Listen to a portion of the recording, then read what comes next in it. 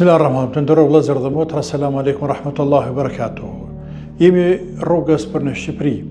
Jemi në Mirdit, fshatin Reps, tek pumpa e njohur, e cila është në të djadhen të Majt, ku është stacioni kryesor të cilën ndalen kosovarët gjatë shkuarjes nëpër Shqipëri dhe ardhes së tyre nga Shqipëria.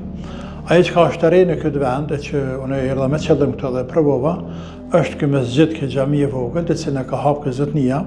Anipse sipas të gjitha gjasave pronare nuk është musliman, por ka pas parasysh ndjenjat e muslimanëve, nevojat e muslimanëve, të konsumatorëve të tij, të cilët anën për çdo ditë dhe i bëjnë këtij njeriu biznes këto. Andaj për të shërbyer konsumatorët, qytetarëve, ka hapur këtë mesxhit, këtë xhami, e cila është hiç më shumë se 6 metra me 3 parafërsisht. E që mjafton sa të dush njerëzve kalimtar për ta falë namazin. Namaz është nevojë domosdoshme ditore e besimtarëve.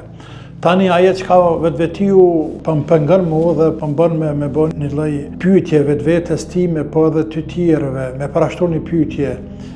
Ku janë kompanitë e petrollit në Kosovë tek ne, të cilat me dhjetra pompa kanë hapur nëpër Kosovë, në vendin ku mbi 90% janë musliman dhe këtë konsumatorët e kanë musliman, dhe nuk kujtohen me hap një mesxhit të tillë ku kalimtarët mund të kryejnë edhe nevojat e tyre shpirtërore përpas nevojave të tyre fizike që ndalen, pinë dhe hajnë, dhe nevojat e tyre për të pajisur me derivate për makinat e tyre, kanë nevojë edhe shtëpinë e tyre me ushqim e namaz.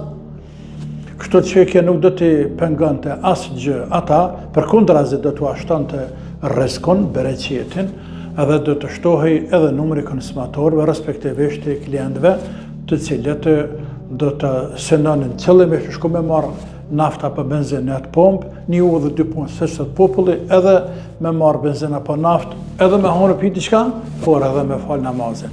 Andaj kjo është mesazhi im për pronarët e pompave të derivateve në Kosovë tek ne, që edhe ju ta ndiqni këtë rrugë që ka fillu këtë zotnia këtu, këtina i urojmë ne, përgëzojmë, e që nuk e njeh, por është hap shumë i mirë.